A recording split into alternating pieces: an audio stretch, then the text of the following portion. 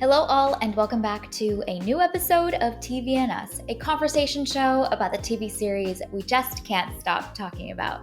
My name is Jennifer Hahn. And I'm Sarah Callan. And each season we focus on a different show, reviewing it episode by episode, and we invite you to watch along with us. Right now we are covering The Bear Season 4, and today we're on a juicy episode. It's episode 7, titled Bears. If you haven't watched this episode yet, this is your spoiler. Please check it out. Please check it out before continuing to listen to the rest of our conversation about it. So, Sarah, kick us off with a summary for this episode. Would you like to venture a guess at what the minimalist summary of this episode would be?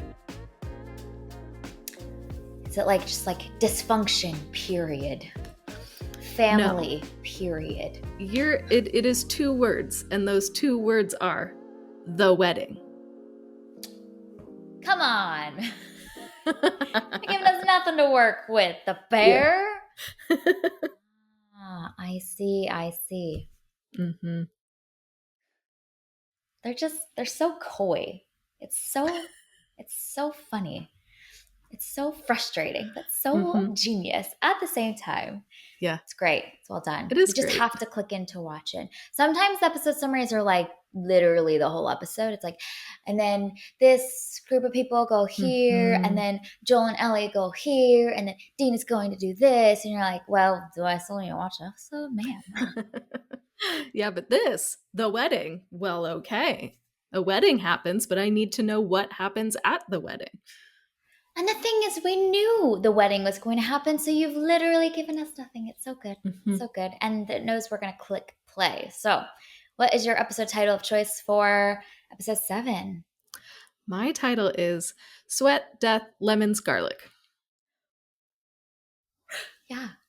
A collection of things, you know? Yeah, that was great. That was great. My episode title is Acting Goofy. Yes, there is quite a bit of that in this episode. Acting goofy. Why is everyone acting goofy? It's scary when people are acting goofy. Okay, well, let's dive in. This is a juicy episode, as we alluded to, and one that we've been waiting for a long time. I think it's so notable that this is not the finale. I love that the bear doesn't do that. So lots happens. The vibes are vibing. Sarah, what do you think about this wedding? Yeah, the vibes are vibing.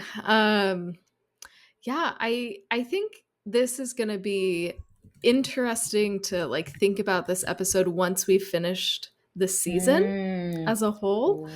Because it's interesting to think that we have 3 more episodes this season after this. It definitely feels like maybe not a finale, but episode 8 or 9 in a 10 episode season. So 7 just feels a little bit early to me to have something that felt so that had so much reconciliation in it. We still have a lot of room for things to fall apart.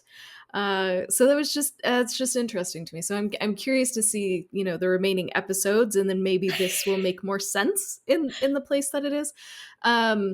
It's definitely in the pattern that I think we talked about in our last episode. They're all blurring together because we're just doing this back to back. Where we talked about how this season feels so different tonally than we've seen in previous seasons. And the first few episodes of the season were really focusing on Carmi's growth and actually putting in the work to grow and change, and not just say he's going to try, but actually doing things differently and trying to break those patterns. And I feel like this episode almost zooms out and shows us the way that everybody in Carmi's life is making strides and becoming more emotionally healthy. Because when we knew the wedding episode was coming, I was expecting fishes, but at a wedding. And that's not what we get here. And I think that is part of me was a little disappointed because I wanted the like chaos and just like madness and dysfunction of that episode. But I also love that these characters aren't just stuck in that same rut, but everybody, including Donna, is making progress and is, you know, becoming and is taking steps to better themselves. And I think that that's so important, and it's really beautiful that they were able to capture that so well, and we were able to see that from so many characters. So like part of me that is like here for the drama was like, oh, I really wanted some like explosive craziness. But then the part of me that's like rooting for these characters because I want them to be like healed and whole and have, you know, lovely lives is like, oh, okay, that was really sweet. What did you say on a previous conversation that we had about the bear a few episodes ago? You were like, as a moviegoer, or sorry, as a TV viewer, I loved this. As a friend of, I think it was like Sid or Karma, I forget which one it was. Yeah, it was As a about friend her of dad. Sid. Okay, yeah, you're like, I hated this. Yeah. But then as a TV viewer, I loved this. So our desires are in tension, which is fun. Yeah. Yeah.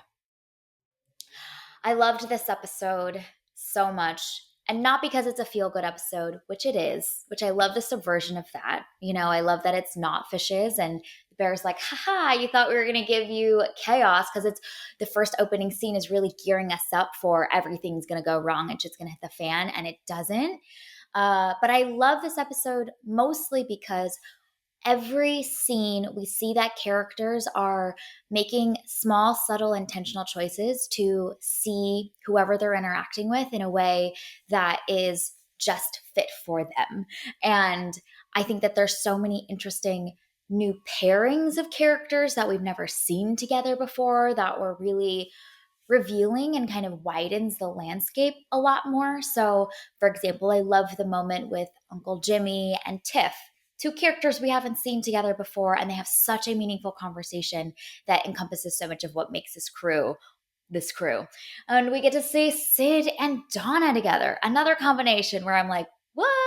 Never would we have thought like that they would have a whole bonding moment and both be able to really see and understand each other really well for meeting each other for the first few times. And so I love seeing all the random combinations of people together that we've never gotten, that don't have rapport or might not have history or has history that we don't know about. And we got to see how they just see each other or care for each other in these really small, subtle ways and not in the big, grandiose ways. So I loved all of that. I am apprehensive, to use, I think, the word that they use in the conversation with Tiff, because we do have 3 more episodes left. And if we follow the journey of season 2, where we got fishes, which is big and explosive and dramatic and heartbreaking, and then we see the characters rise above that. So I'm like, okay, all this reconciliation and all this character growth is happening really early. Some of these folks are going to crash and burn, I'm sure, in some way. And so I think that feeling of apprehension is really fascinating, knowing that that's exactly the thing that Carmi voices that he is afraid of, is this peace. Like, things are good right now. And I feel that with Carmi. I'm like, oh man, what's going to happen next? Like, something's going to go wrong. And there's some loose threads that are definitely unresolved. We haven't seen Carmi talk to Sid at all about the call with Shapiro and perhaps the breaking of trust there, even though Sid seems to be wanting to choose the stinky house. So I think there's just a lot more to come, and almost the goodness of this episode makes the rest of that feel more exciting, more thrilling of, man, what's going to happen next now? Because things are really good right now. Yeah, I also felt that sense of foreboding that we talked about in our previous episode, specifically with Richie too. The way that this episode ends with him alone in his apartment, happy drinking a beer, and I was like, oh no, what is going to happen with Richie? And so I'm so nervous about him because they've teed up, you know, having some sort of like health issue. He's been really struggling with his like mental health and his emotional health. And this was a good episode. And, he seemed to like take strides, and he's a great guy in this episode. But man, that inclusion of that little ending bit when he's back at his home, I was like, oh no, Yeah. Richie's in trouble. And so, like we talked about in the last episode, this season is so good at creating that like low grade anxiety in us, where we're just like, what is going to go wrong? Because we know that it's coming, we just don't know when. And even though this was such a joyful episode, there was so much reconciliation, all of these things, so much character growth, at the end it still ends on this like, something bad is still going to happen. We don't know when or where. And so I think that's really fascinating, to place that in there, what should be a happy scene. But I don't know, maybe it's just me, but I read it as ominous. And so it's going to be interesting to see how the show plays off of that, or what it chooses to do next with Richie. I'm so nervous. He's my guy. He's my dude. I just love seeing him grow. He grows so much in this episode. He overcomes something that was really big for him, around feeling this like insecurity with Frank, but now realizing and finally feeling secure in his place. His ability to swallow his ego and just allow Frank the moment to have with his daughter, which is really hard to do. I mean, I don't think I would be even as graceful as Richie is. So there's just so much growth. He also has this realization around his superpower of being able to connect people together and being the sand of this family and knowing how to bring this group together. And so there's just so many great breakthroughs that I'm just nervous for our guy. I thought that there's all this good feeling after the wedding, right? And then it cuts to this wide shot of the city at night. And I swear this is like a horror movie. I'm like, what is lurking in between the crevices of these buildings, these back alleyway that's about to come for them? And I thought that actually someone was going to get a call of some kind with bad news. Like they're in their apartment, they're back home, and then they get a call and their face falls. I think something similar like that happened with maybe Marcus in a previous season, where he like gets a call, face falls, cut, and obviously we're gonna click next episode. But the subversion of him smiling and feeling really satisfied and really content, like you mentioned, is so great for our character, but so terrible from the perspective of what's gonna happen next. So yeah, I loved that bit. I loved the subversion of it too. Like I was bracing myself, and the show's kind of like, you're not going to get it yet, but we're going to make you wait and wonder a little longer. That was really well done. And I did not read that as a happy sign of things to come either. Yeah, so we will see what happens next, because there's still 3 episodes in this season. So there's a lot of time for things to go very, very wrong. Yeah. Yeah. Even the little detail of Sid seemingly having made her choice as she's dancing with Richie and talking about this decision. And he's like, well, did you make the right one? And like, what did you like? How did you decide? And she said, I think there was always only one decision. Such a beautiful way that she says it, and kind of harkening back to episode 3 or 4, where we see her talking about Stinky House and Pizza House. And we know that in her heart, deep down, she's got eyes for only one of these choices. So for her to also realize that was like, wow, Sid's self-awareness is amazing. But also, it don't feel that simple. And I feel like there's so much volatility to come with Carmi's reaction to her and the trust and what else is going to happen with all of these other characters, that the resoluteness of her seemingly having decided, I think, is going to get undone again. And then we're going to be, left with a bunch of strings hanging open again, I'm sure. And I'm still on the fact that they have less than 2 weeks before they completely run out of money. So like, what are we doing here, guys? I don't understand. But aren't they breaking? Isn't there a line where Sugar says like they're breaking even. So they're not losing money, but they also aren't making money back for Uncle Jimmy. So seemingly better, but not profitable enough to pay and to maybe, I don't know. I don't know what the terms are. It's actually kind of unclear. Yeah. Like, what is Uncle Jimmy expecting? But yeah. What are we doing? Yeah. So we have less than 14 days before they're shut down.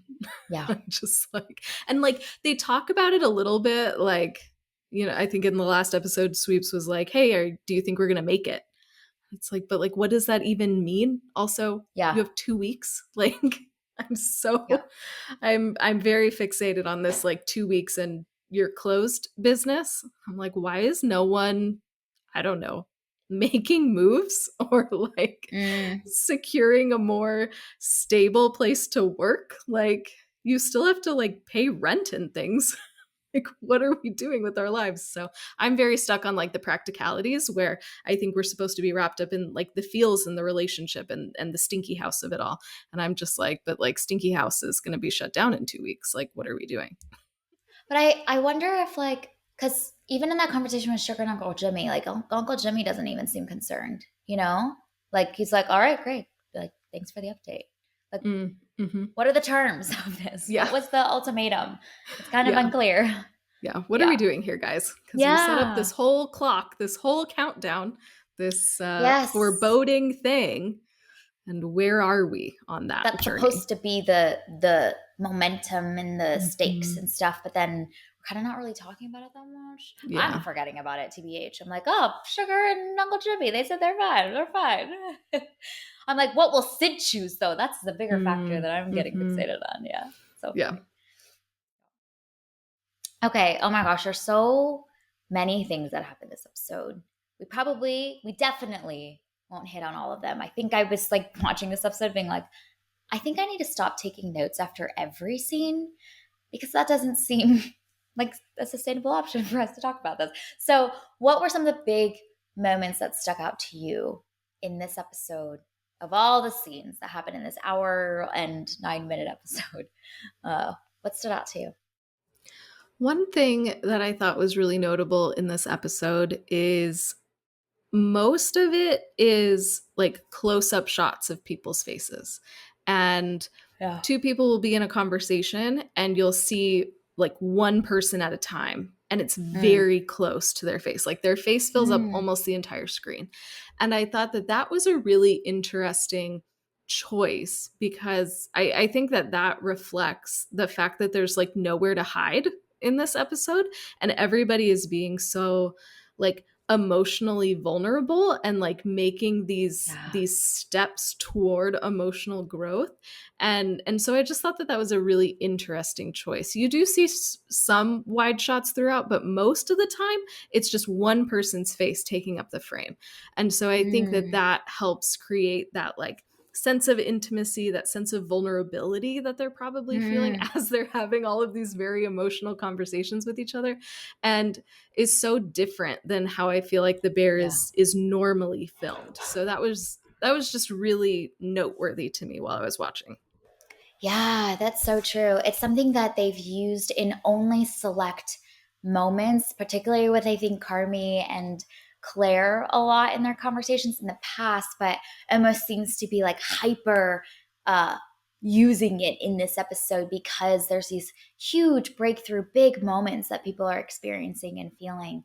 Yeah, I love that observation. I felt that, but I didn't notice that. But we are seeing like lines, wrinkles, like looks in people's eyes in a way that I think is different. And so, like you mentioned, so intimate and reflective of that vulnerability, as sometimes they're sharing the most deepest feelings of their souls with each other in obviously their own specific character ways. But we feel that vulnerability with them. And maybe, that being up close to allows us to like lean in and like really hear them.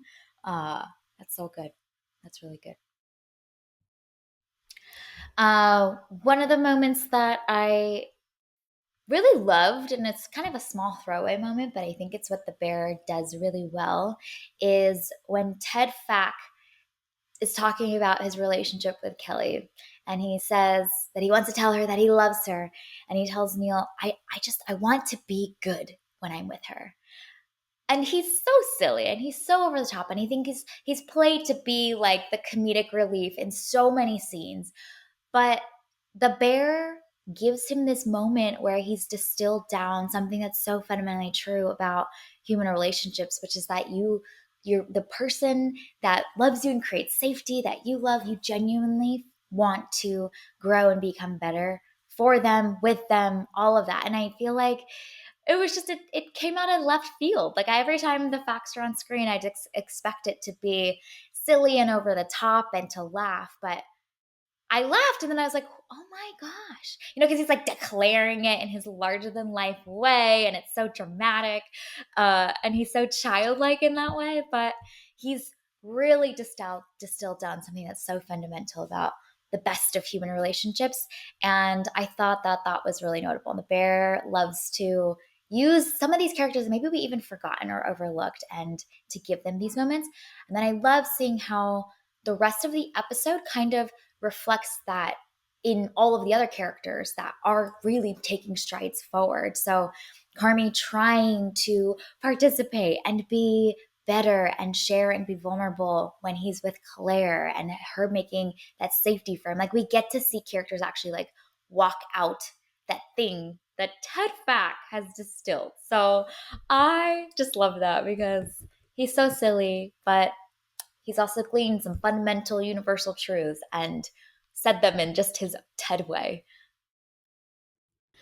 Yeah, and you also see that in characters like Donna and Lee, two of the more dysfunctional characters that we've seen in this show. And yet we see from both of their conversations how they are trying to better themselves and they are trying to improve themselves. And it looks different. The road is bumpy. I love that like Donna stays for a little bit and then she pieces out, because even her like showing up and coming in is still growth. Because whatever season it was, I think it was the end of season 2, maybe, she didn't even come to friends and family because she couldn't come inside. So like even her just like walking in and being there, even though she leaves early, is still that moment of growth for her. So I love that, to your point, that phrase that he says, and that principle of bettering yourself and like becoming better together is played out through, obviously romantic relationships, but also some of the familial relationships that you see here as well. Yeah, so good. So good. I love that you see Lee also catch himself and not saying you should go visit your mom. He starts that sentence, and obviously like he sees and cares so much for Donna, and so that like desire to like see them reconcile, or at least start to just build relationship, and knowing that's what Donna like longs for. He like almost sees that feeling and that thought coming out and catches himself. And I love that that's also like a form of growth for him. He's not barreling forward with his agenda, but he's allowing himself to empathize with Carmi and knowing that that's not what Carmi needs right now. He's not ready, and this is not healthy for either of them quite yet to be able to do that.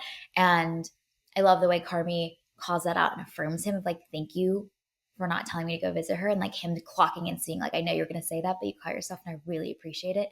So I just thought there was a lot of wisdom and maturity that they both exhibited in that conversation, that I feel like those two in their unhealthier states, like 5 years ago, 10 years ago, all the history they have together, would have been a far more explosive, volatile, triggering conversation for both parties. So it almost, we don't know honestly the relationship between the two of them, and haven't seen that much of it other than maybe the fishes episode and some moments here and there. But I feel like the presence of how much history they have together, and this being a really big, healthy, mature conversation that they've now grown to be able to have, I feel like we felt the stakes and the weight and the celebration of that. So I think that's like really neat to see the way that both these actors are also able to bring that to the table. It's obviously some of what they're talking about, but they don't really reference that much. It's all in the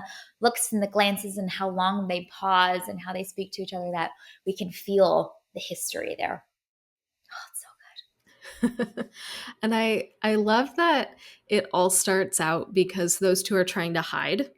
And I love Yeah. that because you can like see it in Carmi of like, now this guy is here. Maybe I should go somewhere else. Like, I don't Yep. want to do this right now. I'm just trying to hide and get through this, and I don't need this confrontation. And he chooses to stay and dialogue. Mhm. And I think that's Yeah. also a really important sign of growth for Carmi as somebody who's so good at shutting down and running away and isolating. And in this little moment, he chooses to engage in that conversation, even when it was hard. And through that really hard conversation, he is able to learn a lot more about Mikey too, and the fact that Mikey was Mm. proud of him. And so there's this like another like added layer of emotional healing that Carmi receives out of that conversation and through pushing through a really hard interaction. But he's able to learn a little bit about his brother and maybe start to see himself a little bit differently too. Yeah. No, that's so good. And in and also like understanding even these new surprising sides of his brother that he's still learning about too. Notable that he was kind of surprised and shocked, like you and Mikey became friends. Like what? But also speaks to Mikey's just openness to people. Like even despite any of it, like he just cares for people and is willing to build relationship even with those that might have like hurt him in the past or been difficult, like his way with people. I feel like we got to see throughout the seasons of The Bear, and Lee is no exception too. Like he's willing to try, and they were able to build a bond. And so Carmi kind of learning new things about Mikey even now is really cool too, and like still being inspired by him and seeing all those sides of Mikey expressed in these ways that even still are new to him is cool. Okay, so another big storyline in this is your guy, Richie. What did you think about the Yeah. whole Richie and Frank, Richie and his daughter under the table? Like, what did you think about that whole thing? Yeah. I love that we start with the opening scene of Richie and Sid together. Uh, those two are not ones that I think we often see. Again, another pairing that's not necessarily common, but we see the way that they're able to just have a moment in the alley. And I love that Richie has an opportunity to just like express a lot of that frustration first and not hold it in. It's such a contrast to Carmi. And I think aids in Richie's ability to be emotionally aware is that he's has a safe space to be like, this is a lot and I'm really nervous and let me just yell about it for a while. Like he was able to kind of cathartically get a lot of that out, which I think helped him show up as well as he does later on in the episode. So we see that bit. Then I love that we see him notice Carmi's interaction with Donna and knowing that Carmi needed a moment to be like gracefully removed from that conversation, and knowing they still have beef together and haven't really resolved everything, but Richie's still like looking out for him and there for him, I thought was like notable. So even while Richie's probably stewing with all of his own emotions, he's still seeing and aware of other people around him beyond just himself. And then that leads into this really great moment where in a lot of small, like facial expressions and glances, you know that he's so uncomfortable, but he's really trying his best. And I thought just honestly, seeing that moment of Frank and Richie being vulnerable together about their insecurities was really refreshing. Like seeing these grown men who tend to be maybe like the typical traditional versions of like masculinity and the way that men can show up in the world together being like, I feel really uncomfortable and insecure about my role in this way, and to speak so freely I think was just rare to see, on the big screen. And then I ultimately loved the moment where Richie chooses to lie to Frank about his daughter talking about him. Is a great example of him like just swallowing his ego. And I think everything else that comes after that, with them being underneath the table and all of that, is almost the ripple effects. But that moment where he chooses to not relish in his role as OG father, but to give Frank his flowers, to give what Frank needs at ease, even though it's the last thing he probably wants to do, and to just indulge in being able to like be dad. I think like that's the turning point that I think is significant. And it's neat too, because I think so many of these moments, I was also thinking about Jess and the way that all those conversations and the work that Richie's been doing to process this, to share with other people about it, the way they've been able to reframe, like, this is more, he's not going to replace you, but maybe it's help. Like, I think that was also in the back of my mind too, is that he was in relationship with other people that could help him be the best version of him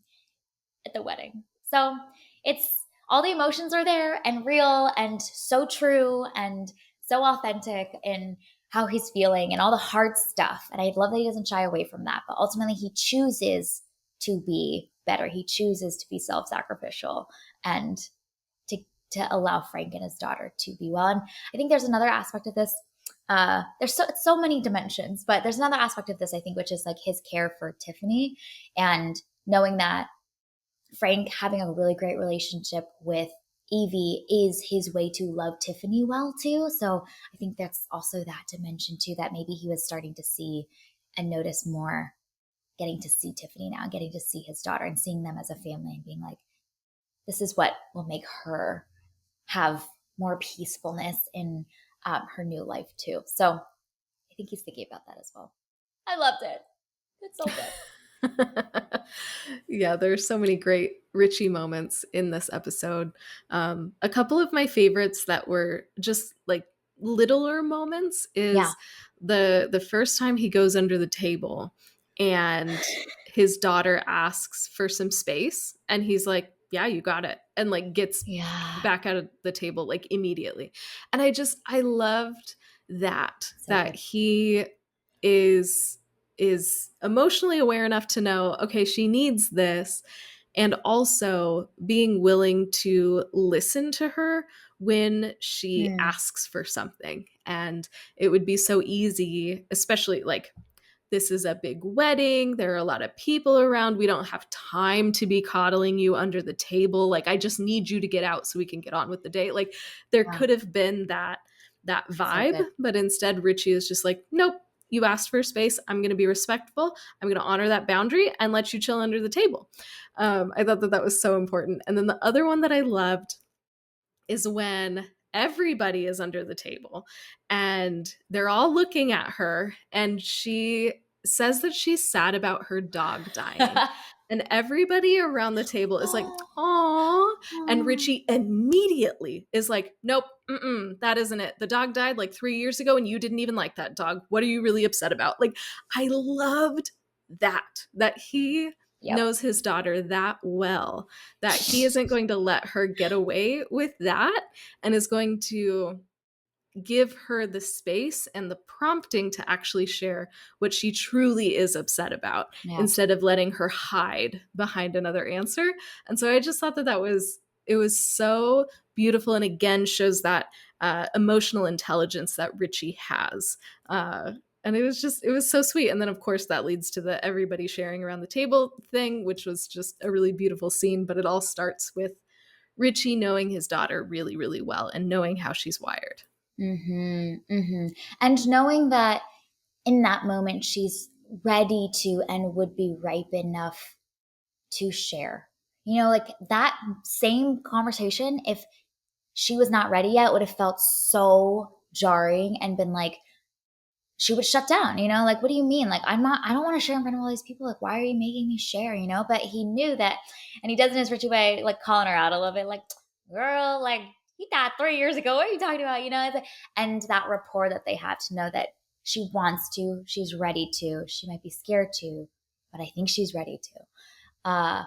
One other little Richie moment that I loved is when Richie's talking to Donna with Sid, and Donna's like, oh, do you guys work for Carmi? And Richie goes, no, Sydney works with Carmi. And that reframing and the changing of that word from for to with and emphasizing the partnership that Sid has with Carmi, I think was so good. As a female watching that, I loved that because I think it's so easy, of course, for anybody just assume, like, of course, Sid's going to work for Carmi. And Richie knowing and taking the time to correct it and knowing that what that might have felt for Sid to be like, oh, yes, like, I see it as a partnership, and it's important that it is a partnership and it is known that it's a partnership, and that it's not misconstrued for this hierarchical business, was so good. Because already I think Sydney and Carmi have this like really interesting dynamic where like Sydney or like Carmi's kind of the more experienced one and calling the shots a little bit. So knowing that perhaps Sydney needed to just hear somebody else say and also recognize the nature of their partnership, I thought was so good. So he's great. Yeah, and I Really loved that moment too because we've seen the relationship develop between Sydney and Richie, because there are some rough moments between those two, especially like earlier on in the show where they're just constantly butting heads. They cannot work together. Like they have to just have their own separate places and just not interact. And so now in season 4 we're to this place where they both see each other and they value each other so much, and they can connect really well, support one another really well. Like it was just a really beautiful moment to encapsulate just how much they've both grown separately, but also how their relationship has evolved over these seasons and these months of them working together. Yeah, it's so good. They've come a long way. It's crazy to imagine and really think about. Yeah. Uh Speaking of the round table sharing of fears, I thought it was so notable that your guy, Marcus, what his fear was. Tell me your thoughts about that. I'm like, oh, Sarah's probably eating this up right now. I loved it so much because obviously Marcus is here. He is at this wedding, but we don't really see much of him. Like he's just in that chaotic conversation with his roommate where he finds out that they weren't really invited. And that's kind of it. And then he shows up under the table.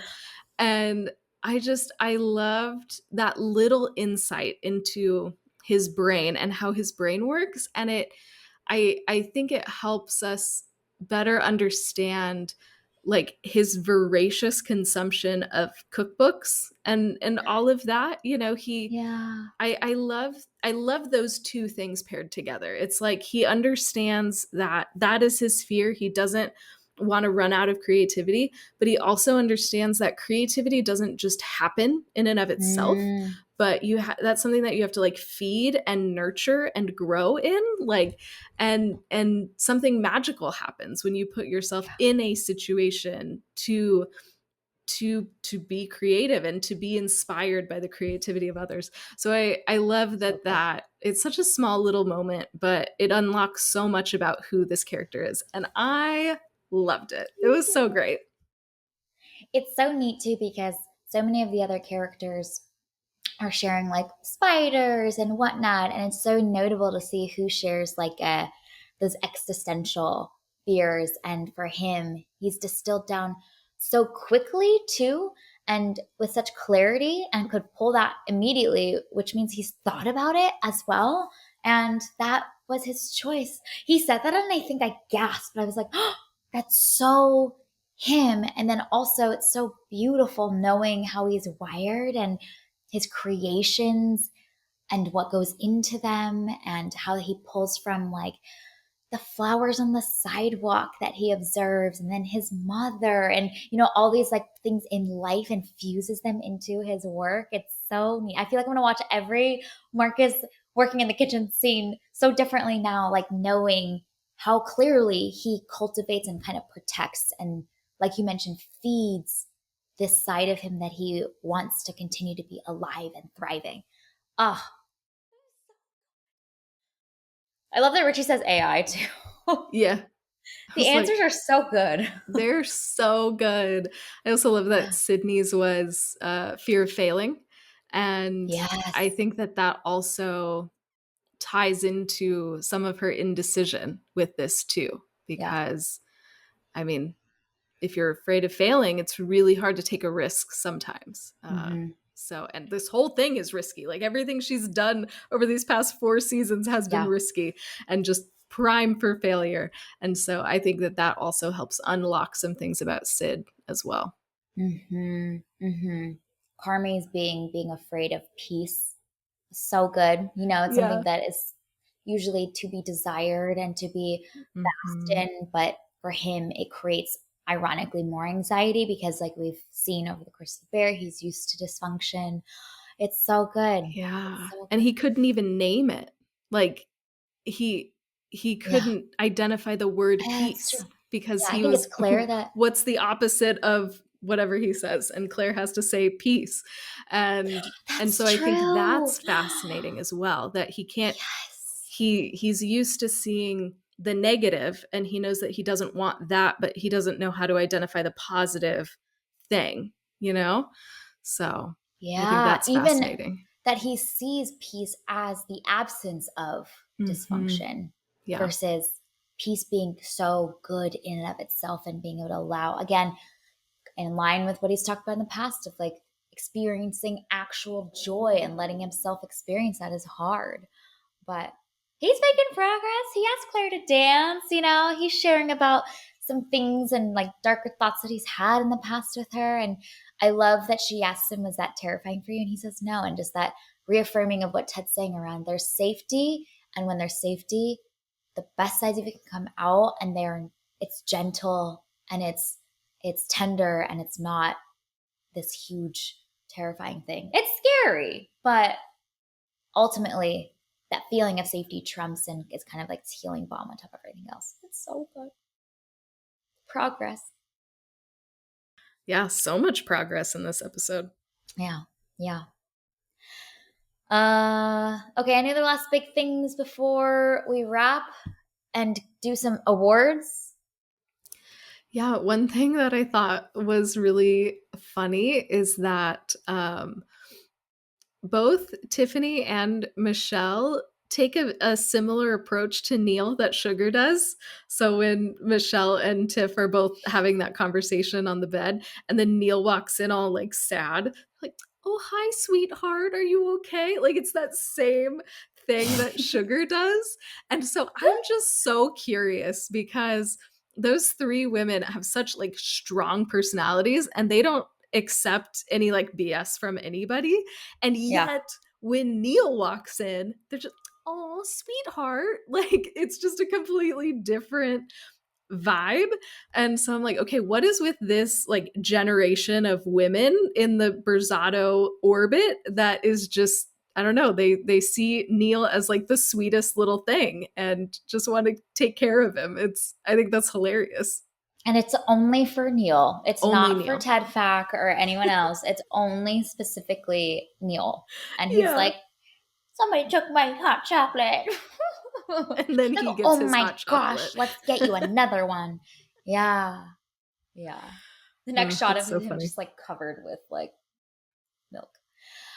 My last little thing is just shout out to Jamie Lee Curtis, man. She is electric on screen. I'm every time she's on screen, I'm like, oh no, it's Donna. But then I'm like, oh, but it's Jamie Lee Curtis. Like, okay. She is able to communicate so much with her gestures and her facial muscles, the look in her eye. That conversation she has with Sydney, there's so many things doing with her. There's this joy and excitement that her son is doing well, but then also this deep sadness that she's not there for it and she's having to hear all these updates through somebody else. But then it flashes back to just being so glad that she can support from afar and that he has good people around him. Like it's all happening before our eyes within moments, and then she's gone. And I feel like she's just incredible, and shout out to Jamie Lee Curtis for bringing everything to this role. It's so good. It's so good. Yeah, she is tremendous. And there's so much in her. Like, I feel like Donna is such a wild card. So every time during that conversation, I was just like, is something going to go wrong now? Like, is Sid going to say the wrong thing and set Donna off? And so there's just this like twinge of uncertainty with Donna, and you never know what's going to happen. And man, yeah, Jamie Lee Curtis does a fantastic job in this. I feel like they have such a good like principal cast, but all of these extras that they bring in too are just fantastic, because you have I mean Jamie Lee Curtis, Bob Odenkirk, you have Brie Larson now, like you just have so many people. Molly Gordon as Claire, like they're just fantastic in this. Stacked. And so just what a stacked cast. Incredible. John Mulaney, I love seeing John Mulaney just play his classic like smarmy character. I love John Mulaney. So like anytime Stevie is talking, I'm laughing. I'm having a great time. I would like more time with Stevie.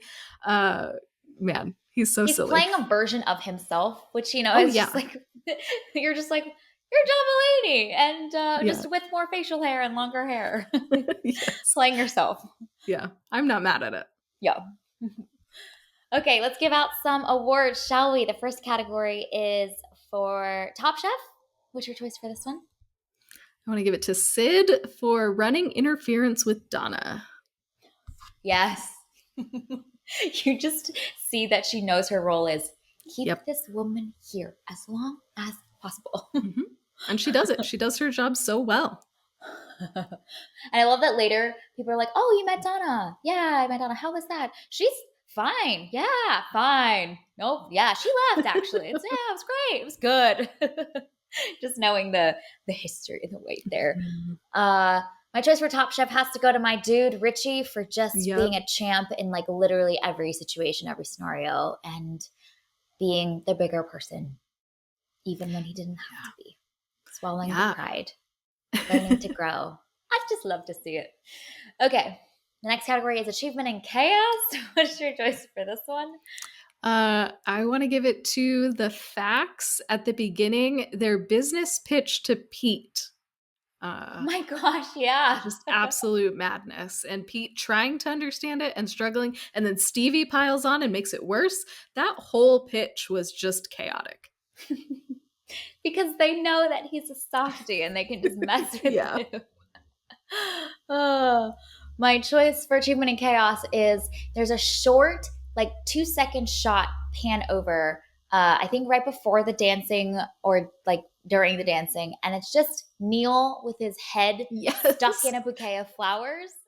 And I bust out laughing. He's like not moving, just full head smothered. And it's funnier because we just saw the episode previously with him trying to smell Sophie. So that whole like setup payoff and all of that was so good. I ate it up. Like, what is that kind of blurry? And you're like, is that? Like Neil, what are you doing, my guy? Like, what is in there? It reminded me of like when one of the dogs is like in a bush or something, or like hyper fixated on something, and you're like, okay, come on, like let's get out of the bush. Let's go now. Stop. Yeah, like let's stop sniffing whatever this thing is. You can move on. But no, he's just happy as a clam in the flowers. Yeah, live your life, my guy. The next category is Spiciest Line. What is your choice for this one? I want to give it to Uncle Jimmy when at the beginning Sugar is trying to talk business with him and he just says, I'd like to take a day off if that's okay. Yeah. I was like, yes, Uncle Jimmy is so sweet to Sugar. He's so kind to her all the time. Like, I feel like that is as spicy as you're going to get from Uncle Jimmy to Sugar. With Sugar. Yeah. Uncle Jimmy's such a softie. Like that whole conversation with Tiffany. Oh. And then I love he's just like kind of a little shit to the boys. You know, that's how they show affection, I suppose. Yep. My choice for Spiciest Line is under the table, Claire says to Evie, Carmi is very scared of a lot of things. Oh, it's so good. It's giving, let's throw some zingers through the small child, through the baby. Yep. Which we know Richie's done. So, and also it's great because there's all the subtext, obviously, of knowing their history and whatnot. But then also it's a signal for both of them, like, we're getting over it. We're moving on. We can joke about it now, which means we're getting over it. We're moving forward. And then we can dance nose to nose, you know? Like, Wow. Okay, wow, it's very fast. I was kind of surprised. I was like, Claire, you made me want to like just observe this man for a little while before you. I'm trying to protect your heart, you know? Yes. But I understand. The heart wants what the heart wants. That's true. Yeah. Carmi's charming in his own way. All right.